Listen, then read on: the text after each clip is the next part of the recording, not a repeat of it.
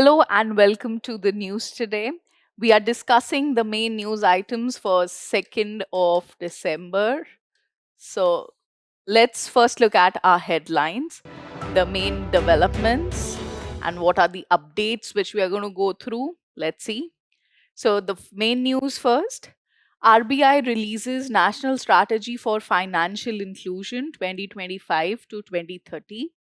Then the Supreme Court directs Central Bureau of Investigation to probe cases of digital arrests in India. Third news is the World Health Organization issues global guidelines on the use of GLP-1 medicines in treating obesity. Then the fourth news, Ministry of Health and Family Welfare observes World AIDS Day 2025. And the last one here is Parliamentary panel urges stringent policy amidst fertilizer consumption surge. Now, we are also going to look at some quick updates, some terms, some things which are in news. First is the GIRG framework. Then you have the polygamy law. After that, you have the Sanchar Sarthi application. Then GPS spoofing, BrahMos missile, Heron Mark II, exercise Ekuverin, and the Pehel scheme, along with the last quick update, which is Masala bonds. So we are going to be talking today about all of these, starting with RBI releases National Strategy for Financial Inclusion. So this is a 5-year plan, 2025 to 2030. Now let's see what this is talking about. The concept of financial inclusion, it's very important for overall development of a country. So financial inclusion means you have financial tools like banks, insurance, which are available through the formal sector, through safe guided sectors at affordable rates to everybody. So that is, you want to include everybody into the financial system. Now recently there was this commission which there was this committee subcommittee which RBI had set up, and they have given some set of rules or guidelines which should be incorporated for financial inclusion. And there are these five goals which are called the Panch Jyoti. Okay, now what are these goals? Let's just go through them. See, when we prepare such things, sometimes it becomes difficult to memorize the whole thing. So you should know at least the key part of what is being discussed. So the first point is improving availability and use of equitable, suitable, and affordable bouquet of financial services to achieve financial safety and financial security for households and micro enterprises. So for households, for smaller businesses, they want that there should be affordable bouquet of financial services. So bouquet here would mean that there should be different types of financial services, different kinds catering to different people, which should be available. Okay, they're already available, but you have to improve their availability. That's the first goal.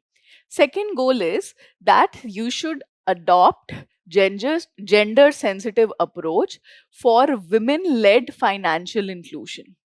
See, whenever financial inclusion, and when we talk about including everybody, there are some groups which are always left out. There are some vulnerable sections, and women being one of them. So, this is saying that you should have a gender sensitive approach. You should be targeting women specifically, and differentiated strategies for improving financial resilience of households, especially under the underserved and vulnerable segments. Okay. Then the third goal is that along with doing this, along with increasing financial services, there is a need that you should be synergizing livelihood, skill development, support ecosystem, and its linkages with financial inclusion. There should be means to make money, or the funds which are available, let's say a credit line which has been available, there should be some way through some skill development and the whole ecosystem which is developed that it can be incorporated, it can be used. After that, leveraging financial education as a tool of promoting financial discipline. So you first need to educate people also. There might be people who can afford it, who might have the means, who might also have the resources, but maybe not the financial literacy, that okay, what all options are there, how they can benefit from that. So that will bring an overall financial discipline. The last goal is strengthening quality of customer protection and grievance redressal measures. Okay, now that you have different systems which are available, there should be a way in which, if there are any grievances, they should be addressed, and the overall quality of the experience should be good for the customers. Okay. Now let's see what are the existing systems which are available. The government already has some schemes which have been working for many years. So these are the government initiatives which are working towards financial inclusion. They've been doing a good job. So you have the National Strategy for Financial Inclusion. So between this was between 2019 to 2024. Then the Pradhan Mantri Jan Dhan Yojana. I'm sure everybody has heard about this. This was a very popular scheme where zero balance accounts were opened for crores and crores of people. Then you have Digital India. The Digital India platform or digitization of different services is also making things a little bit more accessible. Even when physical barriers might be an issue, digitally you can integrate a lot of systems. And you have the Jam Trinity. See, all of these are important ideas, and I would like to specify here that in prelims they've been asked. Okay, this Jandhan Yojana has been asked, Jam Trinity has been asked. So these schemes have been very significant. That's why they've been in your exam also. So this Jam Trinity, what is it? The Jandhan accounts, then operating digitally through the mobile, and the verification of that happens through Aadhaar. Okay, so Aadhaar was supposed to be linked to mobile numbers and then that through account. So that whole thing became a trinity, which would be significant for financial inclusion. Okay, so this is about your first news item. Coming to the next one. World Health Organization issues global guidelines on the use of GLP-1 medicines in treating obesity. So there's this new range on the GLP-1 medicines. They're working very well for obesity, and the issue here is that their use has become very widespread all over the world. So WHO says that there are some set of rules, some set of guidelines which must be followed for their use. They should not be treated as a magic pill, and there should be an overall approach towards healthy lifestyles, better diets, physical activity, and as a part of all of that holistic endeavor, you can prescribe or use GLP-1 medicines. So we learn about obesity in this article, we learn about GLP-1 also. Let's talk about the medicines first. What is this medicine? What is it doing? Let's see. So, what is this GLP? So, GLP is, the full form is glucagon like peptide 1. This is a hormone, this is a special chemical which is released naturally from the gut, that means from your intestines, after meals. So, after you have a meal, this is going to be released, and this is supposed to be like a signal to the brain that okay, I am full now, I have eaten, and your hunger element can be stopped. Okay, then you're no more hungry after the signal is given.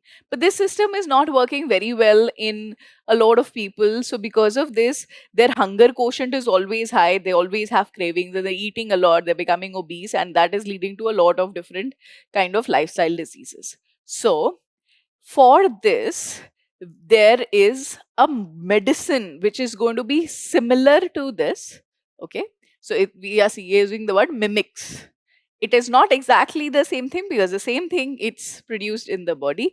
This is something which mimics it. It's similar to that in its composition, and it will have the same response. It will go and it will give that same signal to the brain that okay, no more food is needed.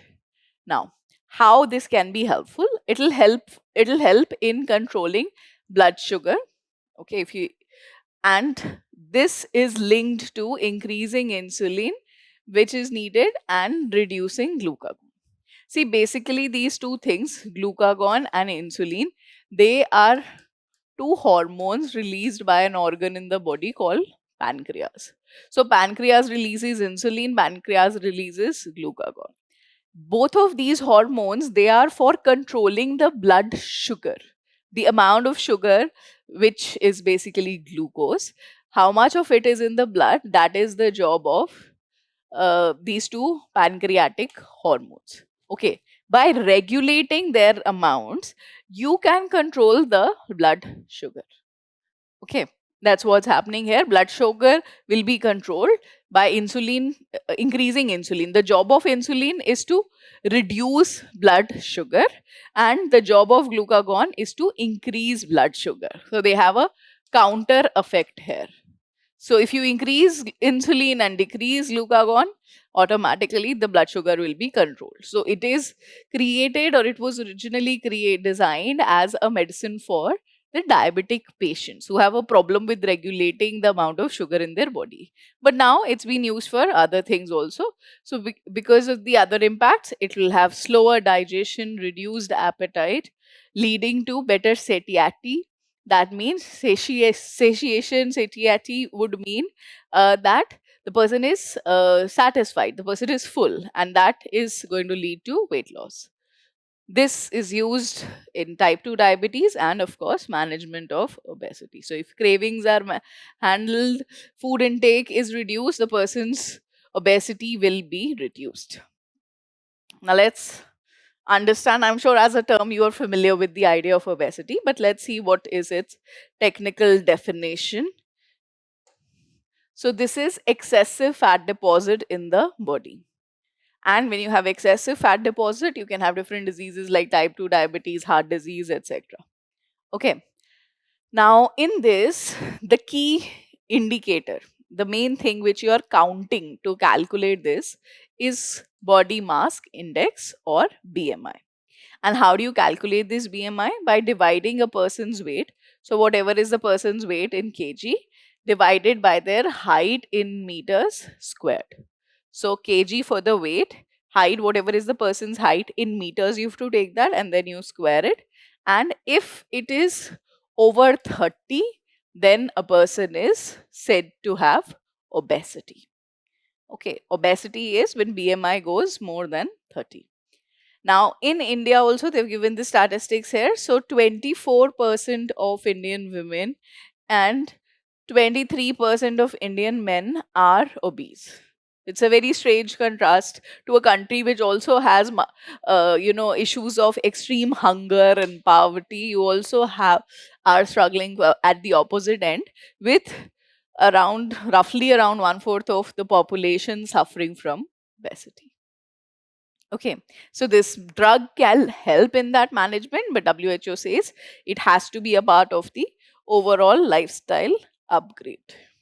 Okay, so we'll go on further to the next article, which is on a recent Supreme Court directive. The Supreme Court directs Central Bureau of Investigation to probe cases of digital arrests in India. So, digital arrests are one of the recent ways of scamming people out of financial losses or into financial losses. So, first we'll understand this, what is a digital arrest, and then we will see what the Supreme Court is saying. It has given some set of rules, set of guidelines for the CBI. So, we'll see what are those. So, let's see what's digital arrest. So, it's a type of online scam where fraudsters impersonate law enforcement officials such as CBI, police, ED via phone calls, video calls, and falsely accuse the victims of involvement in a crime to extort money. Okay, so basically, what's going to happen is that the person, usually people are getting video calls where there's a person on the other side dressed up as a police officer and saying that, okay, you've done this fraud, this is a problem, or this is a CBI raid for you, or something like that. And you have to pay this much money, or your assets will be frozen, your account will not work, this, that, whatever it is. And then people pay up, and the whole thing is actually fake. Now, the surprising or the shocking figure here is that only in the first quarter of 2024, first quarter, just one quarter of 2024, Indians have lost 120 crores. 120 crore rupees have been lost, have been sent to these fraudulent scamsters because of this digital arrest. So you can imagine the scale of this. This has become a very serious, a very major issue. Now, what is the Supreme Court saying? What are its recommended suggestions? So, the Supreme Court says that the CBI will be given full freedom to probe the bankers under the Prevention of Corruption Act 1988, where bank accounts are open for the purpose of digital arrest. So, the money which people are depositing, they're doing it digitally, no? So, they're getting deposited into some bank. So, that means there is a possibility that some people at the bank might also be in on it, in on this whole scheme.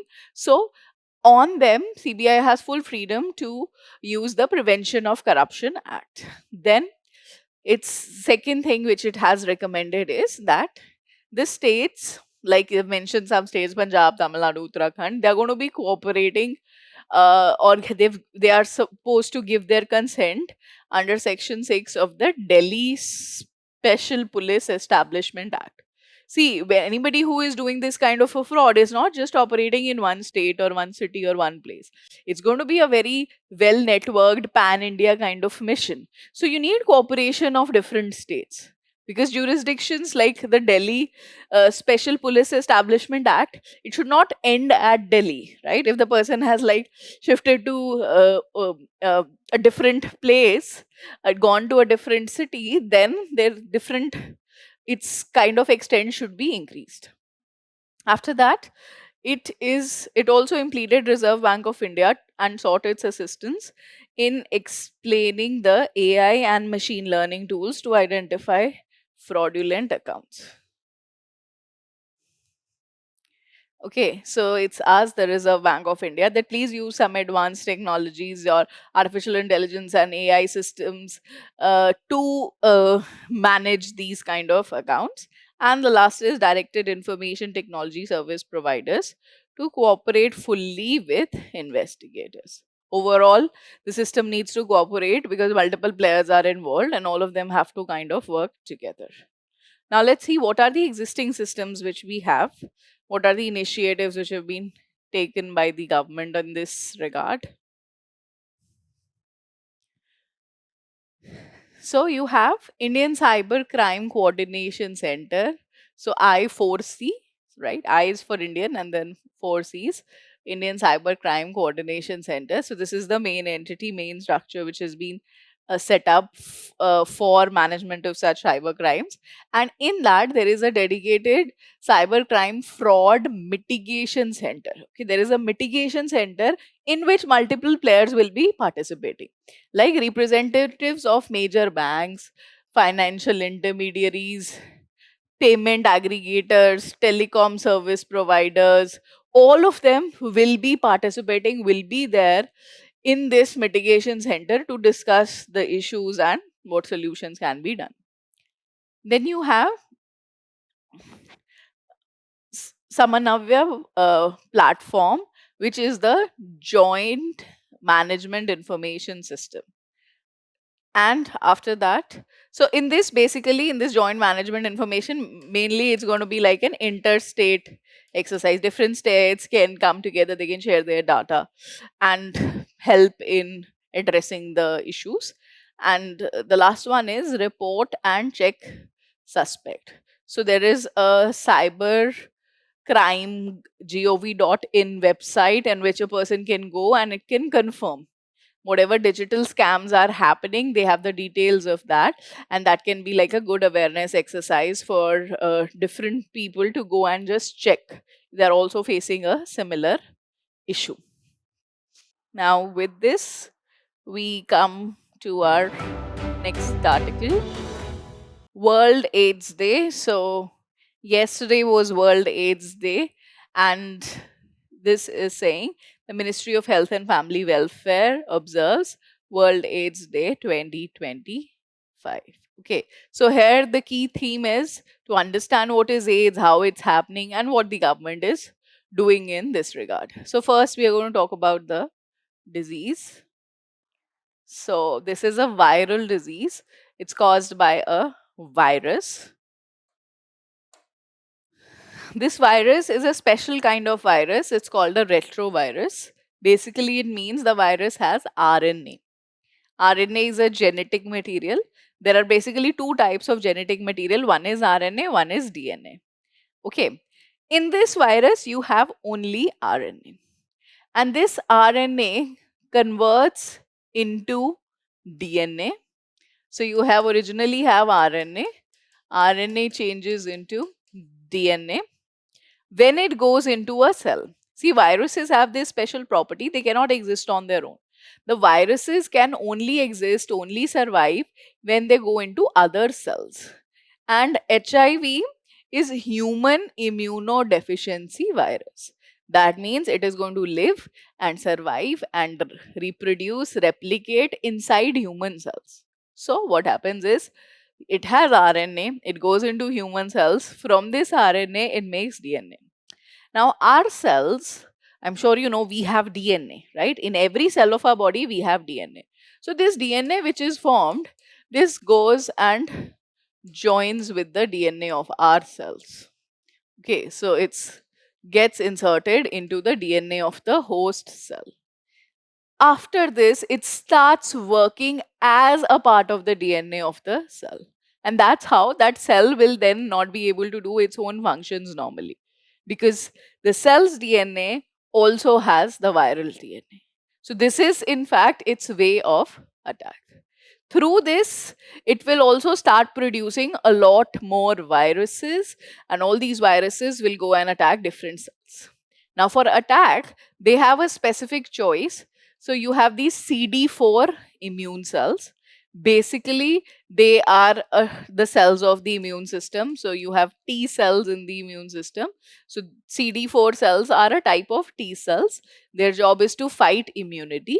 But if they are attacked by HIV virus, they'll not be able to do this job. That means the overall immune system will become weaker because one cell of the immune system will not be able to do its job. This is how HIV virus is damaging the body. Now, how is its transmission? That means how is it coming into your body? So, it's basically through blood and body fluids. So, different kinds of contacts are possible. Unsafe sex. So, sexual contact means contact of body fluids, then shared needles, infected blood. So, blood routes, and mother to child also there is linkage or joining of blood. So, through that also transmission of the virus can take place. Once it happens, the person's immunity is reduced. The most severe state of this particular viral infection will be a disease called AIDS. Okay, I'm sure everybody's heard about this acquired immunodeficiency syndrome or AIDS.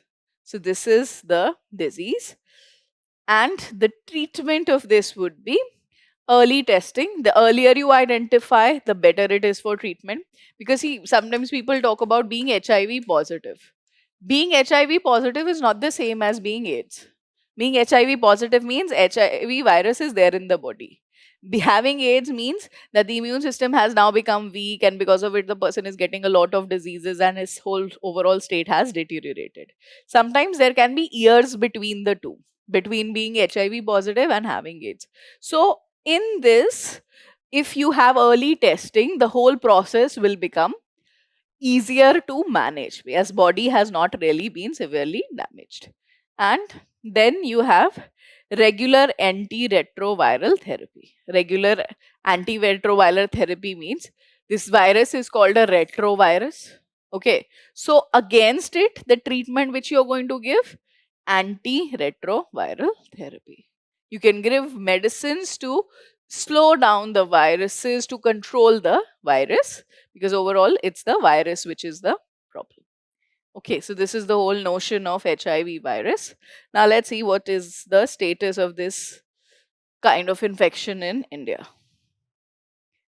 HIV in India. So you have over 2.5 million people are living with HIV in India. Okay, that's a huge number.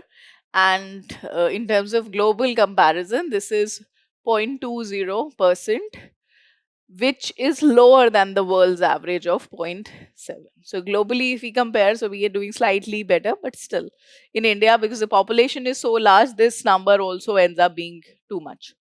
Then the good thing, however, is that in the last few years, so 2010 to 2024, nationally, the annually new infections dropped by 48.7%, and the deaths because of AIDS dropped by 81.4%. Very, very significant. That means we have been able to identify people and give them treatment at earlier ages. Let's see what the government is doing. What are the steps being taken here?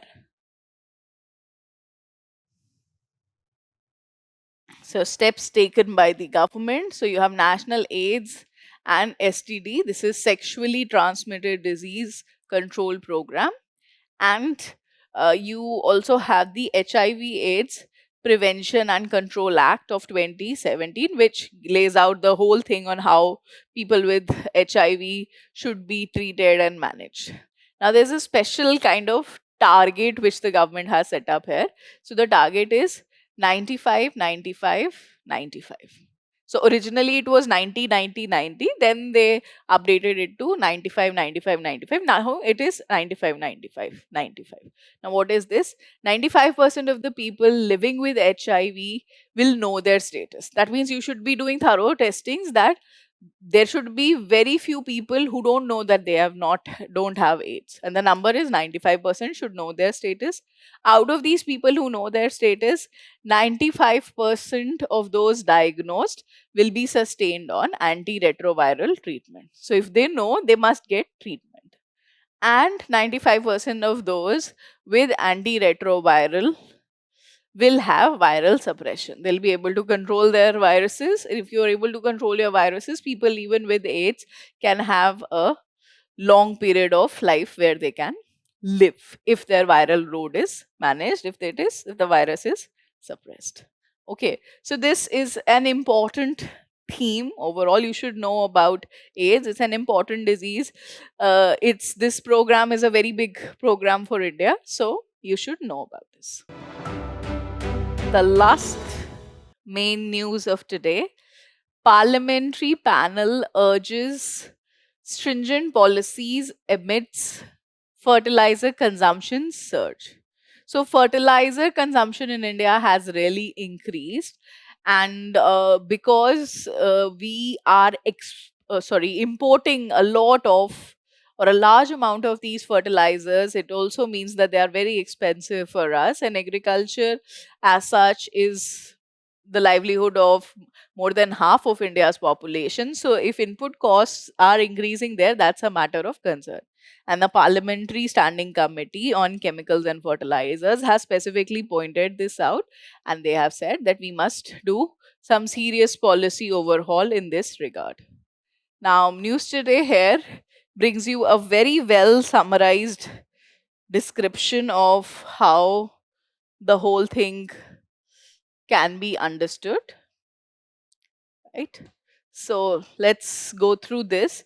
So, see, if you look at it from a question perspective, you can have one direct question, let's say a mains question talking to you about increase in fertilizer consumption and the issues associated with it. Or they've divided it into different segments. Each of these segments in themselves are also a matter of, discussion. Like domestic production should be there, reducing import dependency, promoting alternatives, right? All of these in themselves are a very important, very relevant theme, and you have a lot of content here to do that.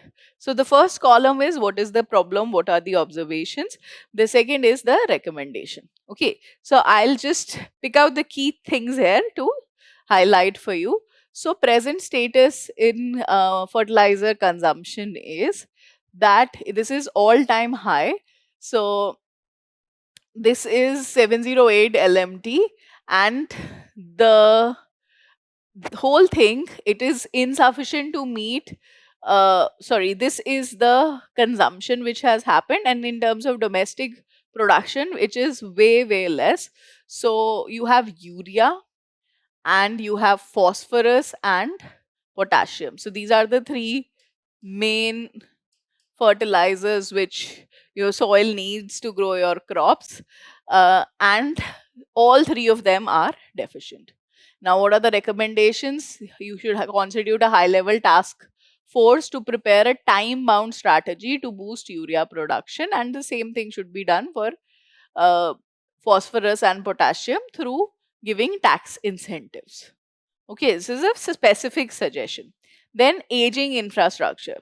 This is also a very important point. They are saying the existing plants, fertilizer plants which we have in India, they're very old. Some of them are 50 years old, some of them are 25 years old, which is leading to high operation costs because they're outdated. There is a lot of maintenance issue, machines are breaking down, so that's a problem. So here also, the suggestion is have a special task force for modernization and upgradation. Then reducing import dependency and securing raw materials. Okay, so see here. India has 95% phosphate and 100% potash import dependency. Look at the numbers, 95 and 100%. Okay, so this is going to be managed through long term agreements with global joints. So, if you're importing it, then the better thing to do is you have long term agreements. Long term agreements will be more desirable in terms of conditions, like maybe the cost could be fixed over a period of 10 years, 20 years, whatever it is, which should be helpful. Then you can get foreign licensing. So even if you have don't have some things which we have created, we can get technology transfer. We can have license for production in India, and here develop indigenous fertilizer processes, high power task force again. So basically, most of the recommendations are about setting up task force, but understanding this will is what is mainly significant. Insufficient drones for nano fertilizers. So there is this idea that if we have drones spraying these fertilizers, you can have targeted supply. You don't have to flood the fields with a large amount of fertilizer because all of that is not going to be used. A lot of them will simply be, washed off. So with drones, you can do it efficiently, but we don't have these drones. So they're talking about a production linked incentive scheme for drones on a large scale for nano fertilizer usage. Then black marketing, diversions, and for that stringent enforcement protocols, imbalanced use of chemical fertilizers leading to soil degradation. And for this, you talk about alternatives like crop rotation, natural farming, organic farming, and biotic or non chemical inputs. Okay, so just go through this and get a sense of fertilizer is an issue, I think, which most of you understand. So this should be very helpful there. We will now move on to our quick updates. Some key terms which are in news which you should know about. So we have a few of those terms listed here. Let's talk about each of them. First is GRG framework. So let's see what is GRG. So this is Global Indices for Reforms and Growth Framework.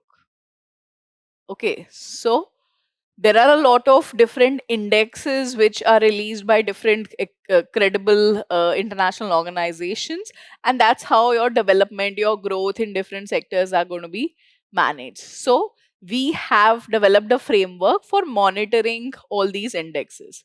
So they are going to track 26 indices over four broad themes. So four broad areas they've selected. So indexes on economy, governance, development, and industrial growth or industry. There are 17 ministries which are linked to all these different indexes. So they will become the nodal ministries for monitoring that. And a special Development Monitoring and Evaluation Office is also there, and Niti Aayog, which will look at into the progress of India on these indexes. So this is like a targeted preparation working towards global reform. Sorry, global indexes and India's own reform and growth. Now, polygamy law. So Assam had recently passed a polygamy law.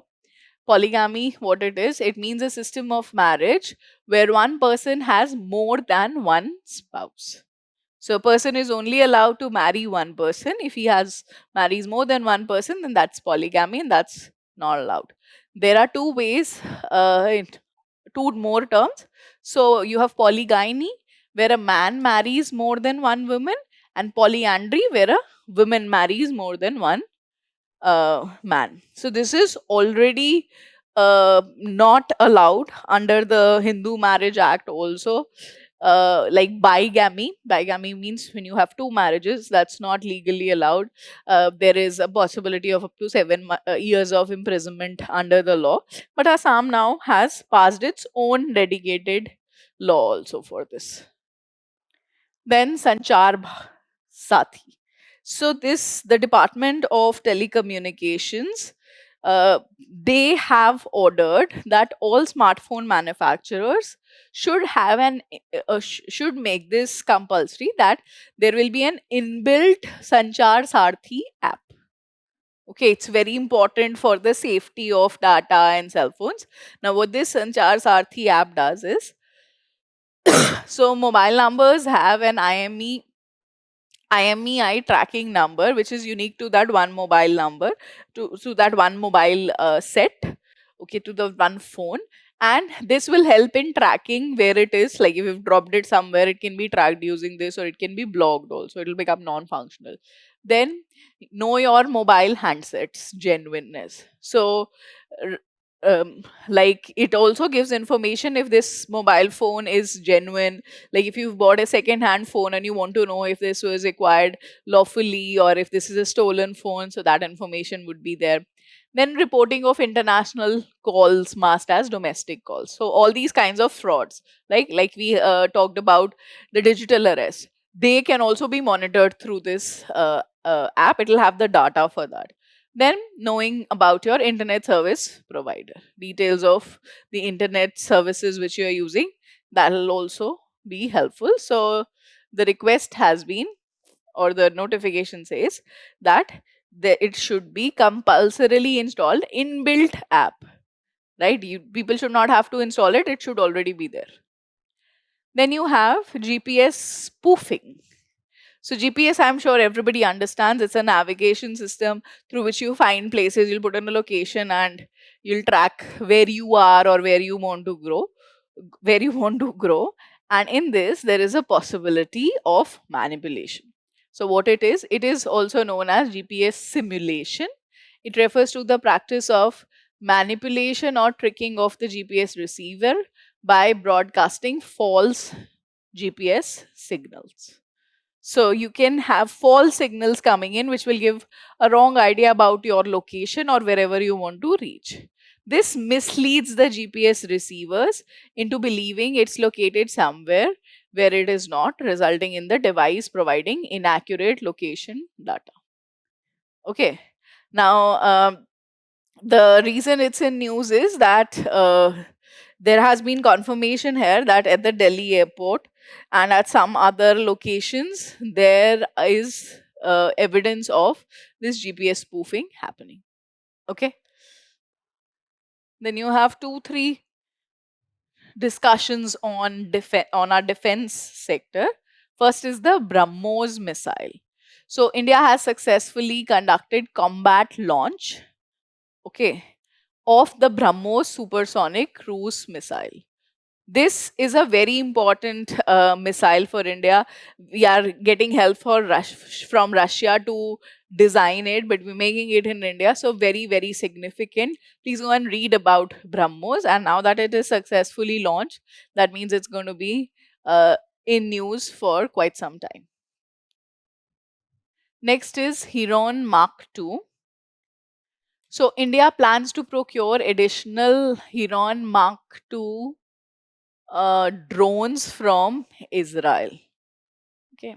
So drones, the unmanned aerial vehicles, which are being procured from Israel. So that discussions underway, and the reason it's in news is that we want more of them. For any such thing which you read, one main thing which you should know is that what exactly is it is. So Hiron Mark II is a drone. Second thing is, if it's coming from another country, the second thing which you have to note down is from which country it is coming in. So it's coming in from Israel. Then you have a defense exercise. So, annual bilateral joint military exercise between the Indian Army and the Maldives National Defense Force. So, Ekuverin, Ekuverin means friend or friendship, and this exercise is between the armies of the two countries, India and Maldives, and it's going to happen every year, which is it happening right now. That's the reason it is in news. So it's currently happening in Kerala. So they both the countries take turn. Once it's in India, the next year it's going to be in Maldives. Then you have the Pehel scheme. So this is recently been in news because of this being a very good example of customer centric reforms. But the Pehel scheme is an older scheme. You might have heard about this also. So this is for LPG consumption. So the domestic LPG cylinders are sold at uniform retail selling prices. Okay. And so there's a fixed price in which LPG cylinders will be available to everybody. Okay. So uniform retail selling price and the applicable subsidy. Some people of, let's say, there are criterias for that. So economically weaker sections, they will be eligible for subsidy, and the gap which is there between the total price and the subsidized price, that difference is directly going into their bank accounts. So this is a direct benefit transfer scheme, transfer directly into the bank accounts, the subsidy difference. Like if the cylinder is 1000 rupees for everybody, but the subsidized cylinder is let's say 600, so 400 rupees will come into the person's account. The last term, masala bonds. So the word masala is linked to the context of India. So these are rupee denominated bonds issued to overseas buyers for raising money by the Indian corporates. So if there's an Indian company who wants to raise money from international sources, so they can issue masala bonds, but there are discrepancies on this. So the Kerala Infrastructure Investment Board has asked the for sorry the Enforcement Directorate (ED) is actually looking into the masala bonds which have been issued in Kerala. That's the reason they are in news. Okay, most of the international bonds are actually in dollars, in some acceptable currency, but the special thing about masala bonds is this is going to be in rupees. So with this, we complete our discussion on today's news today. Please go and read the news today. Once after you've seen this class, you'll be able to understand whatever is written and mentioned and described there. Once you've done that, go solve your MCQs. That's like the next step for towards enforcing whatever you've understood here today. And if you want to read further on any of these news articles, you want to know further about anything, just go to our Digital Current Affairs website. It has all the details, all the information for you. So, on that note, we end today's class. Thank you.